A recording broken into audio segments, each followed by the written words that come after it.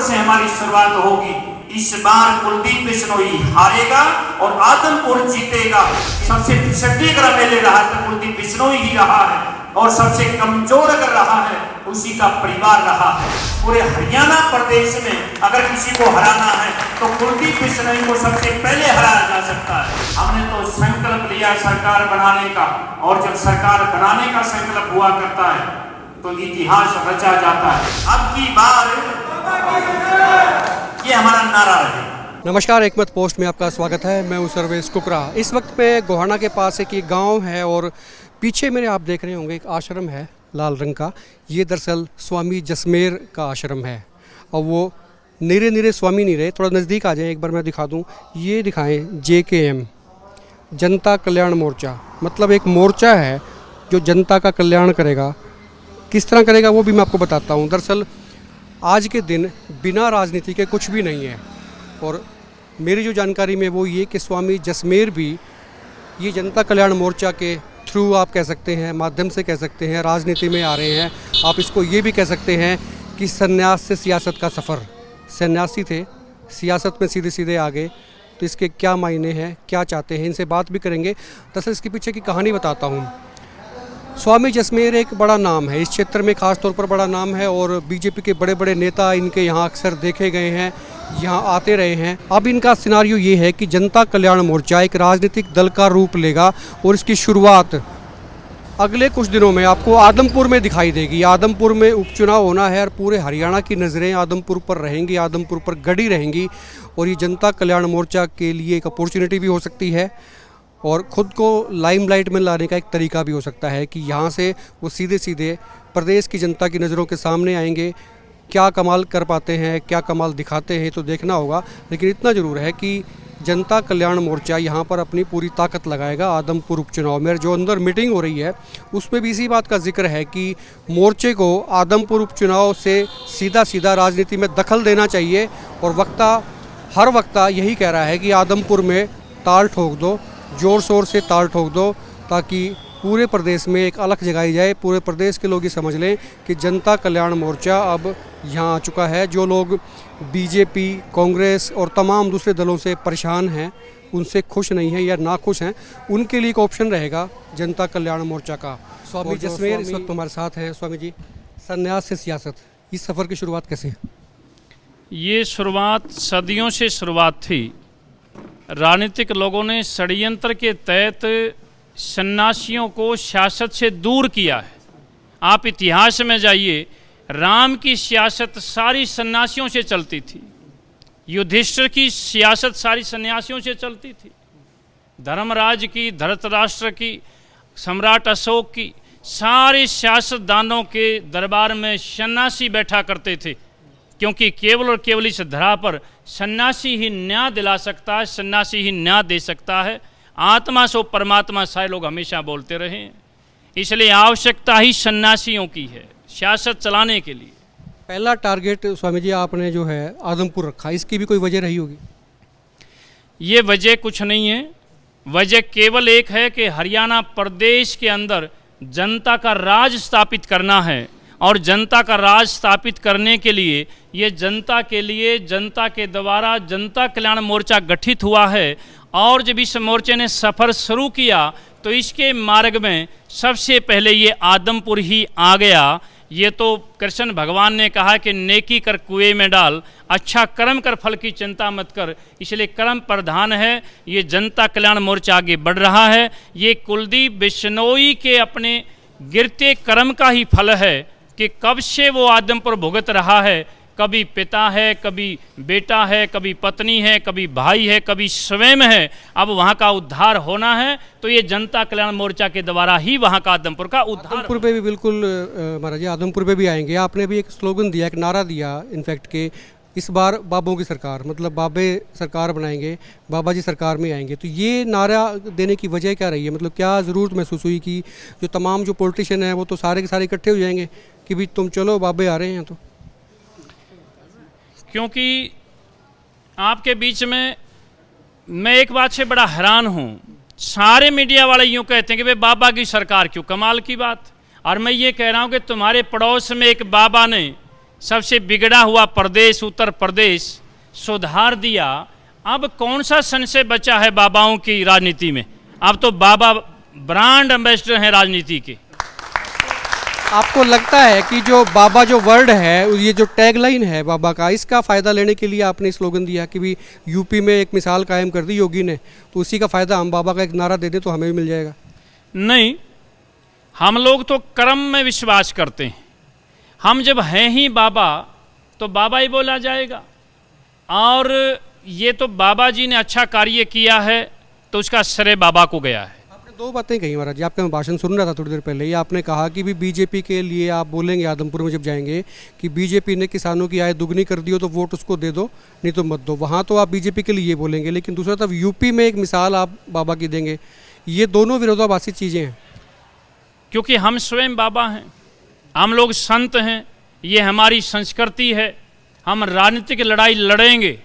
हमने जनता कल्याण मोर्चे के तमाम पदाधिकारियों को ये संदेश दिया है और सबको ये शिक्षा और संस्कार जताया है कि किसी भी पार्टी के किसी भी नेता के खिलाफ कोई बेइज्जती का कोई शब्द नहीं बोलेगा।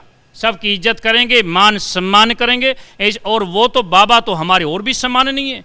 अब आज की सभा में भी 3 बाबा बैठे हैं आपके सामने।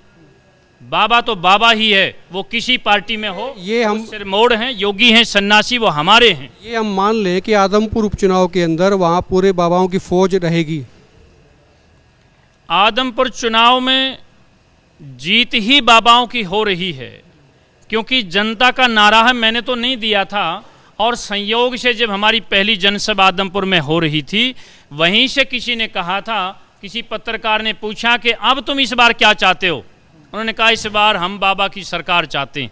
इसलिए हमारे सारे लोगों ने उस बात को पकड़ लिया। नारा तो आज से पॉपुलर हो जाएगा बाबा जी आपका कि इस बार बाबा की सरकार। ये बाबा जो है ये कुलदीप बिश्नोई को रात में भी दिखाई देने लगेंगे। हाँ, कुलदीप बिश्नोई को रात को भी दिखने चाहिए, क्योंकि लोकतंत्र ये कहता है, प्रजातंत्र ये कहता है कि जिसने अपनी सेवा दे दी है वो उस सेवा से फिर आगे दूसरे को अवसर दे दे। मेरे से कई लोगों ने पूछा कि महाराज जी, विनोद शर्मा ने भी पार्टी बनाई थी, गोपाल कांडा ने भी पार्टी बनाई थी, और इसी कुलदीप बिश्नोई जी ने भी पार्टी बनाई थी। उनकी पार्टियां नहीं चली, इतने बड़े बड़े पैसे वालों की, तो फिर आप वाली पार्टी ये पार्टी कैसे चलेगी, जनता कल्याण मोर्चा?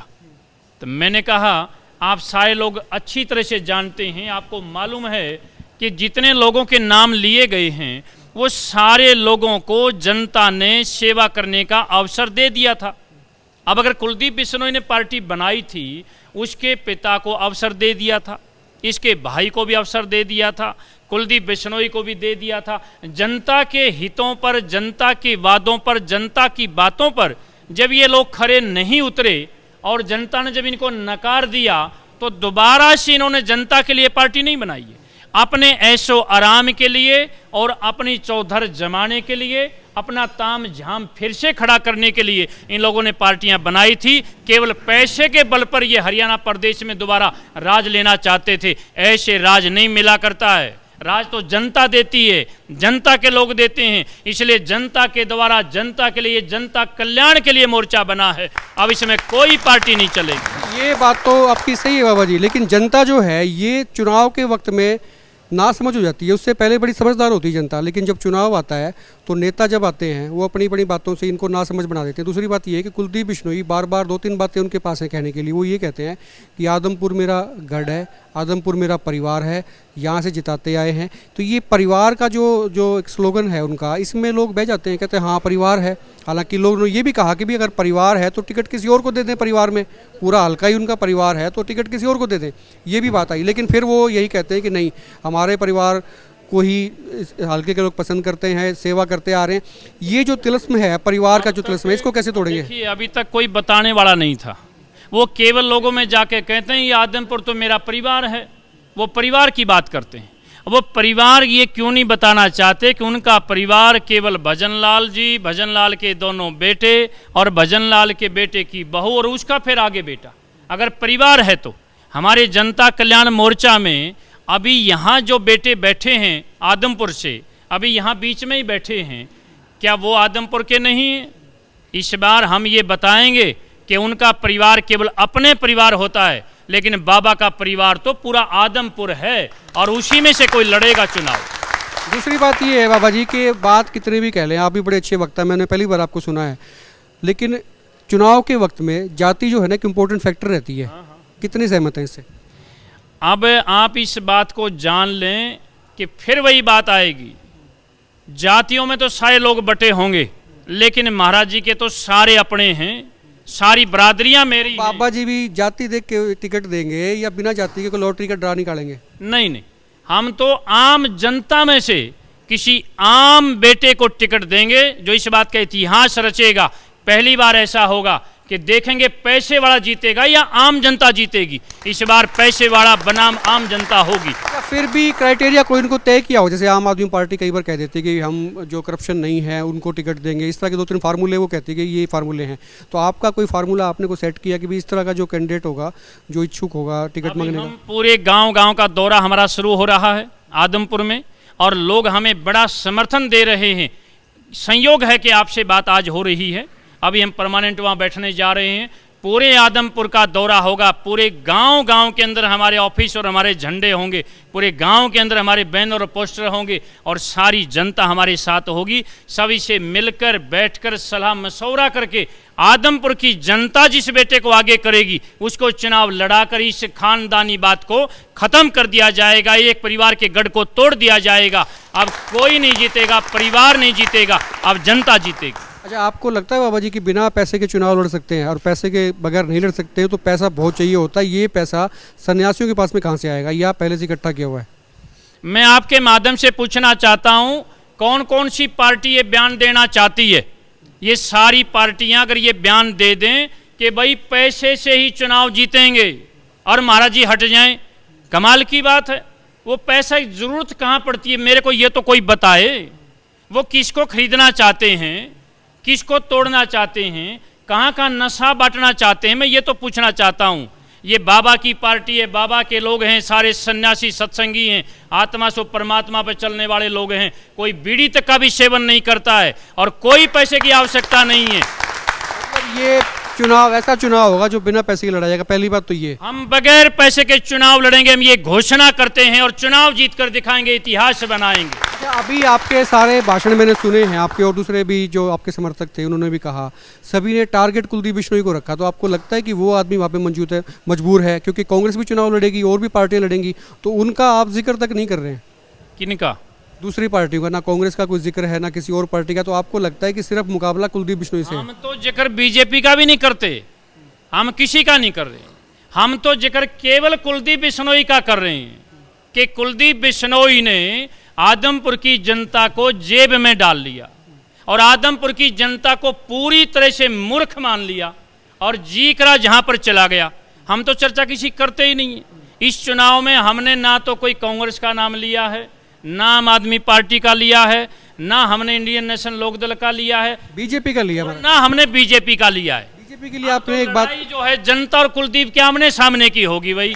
अब जनता जीतेगी, कुलदीप हारेगा। मतलब ये तो आप मान ही रहे हैं कि वह मुकाबला जिसका भी होगा कुलदीप से होगा? कुलदीप से मुकाबला नहीं है, केवल हम ये दावा कर रहे हैं कि कुलदीप से मुकाबला कतई नहीं है।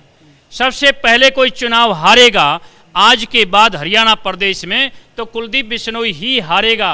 हम तो ये बात इसलिए कर रहे हैं, कुलदीप का क्या पता, अभी भी हो सकता है वो भाजपा को छोड़ के किसी और पार्टी से आ जाए।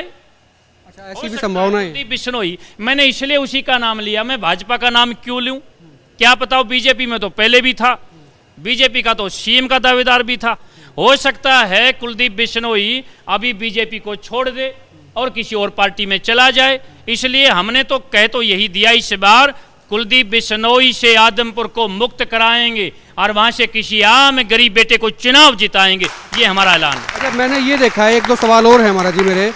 मैंने अक्सर ये देखा है कि जो नेता होते हैं ये तमाम आश्रमों से जुड़े होते हैं, बाबाओं के पास में जाते हैं, चरण स्पर्श करते हैं, लेकिन वो ये भी मैंने देखा है कि वो रात सवेर दिन सवेर जो ऐसे वक्त में जाते हैं जब कोई देख नहीं रहा होता है।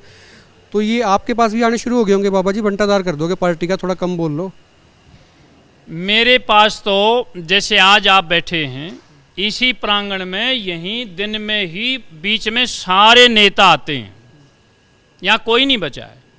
आज का मुख्यमंत्री भी आया है, इससे पहला मुख्यमंत्री भी आया, उससे पहला मुख्यमंत्री भी आया है। आज के मंत्री भी आए हैं, पहले के मंत्री भी आए और उससे पहले के भी आए हैं। हमने सबको आशीर्वाद दिया है, हमने सबके लिए मंगल कामना करी है, हमने सबको कहा कि तुम आगे बढ़ो, जियो और जीने दो। लेकिन अब हम केवल जनता के लिए आशीर्वाद देंगे, केवल जनता का भला चाहेंगे, केवल जनता के लिए साथ रहेंगे। अब हम किसी व्यक्ति विशेष के लिए कोई आशीर्वाद नहीं देंगे। बिल्कुल सही है। जब से आपने मोर्चा बनाया उसके बाद तो ये लोग ये गणना करते ही हैं कि नफ़ा नुकसान किसका हो रहा है, तो इसको लेके सबसे ज़्यादा चिंताएं किसी की नज़र आती हैं आपको? इनको चिंता होनी भी नहीं चाहिए। राजनेता जितने भी हैं ये राजनीति करते हैं, यूं कहते हैं हम जनता का भला करेंगे। अब जनता के भले के लिए हम खड़े, इनको चिंता तो होनी नहीं चाहिए। जनता के भले के लिए जब हम आगे हैं, एक विधानसभा को बहुत दिनों से हम उसको मुक्त कराना चाहते हैं। एक परिवार की गुलामी से अगर महात्मा लोग इकट्ठे होकर निकालना चाहते हैं, जनता कल्याण मोर्चा जनता को जिताना चाहता है, इनको क्या तकलीफ है भाई?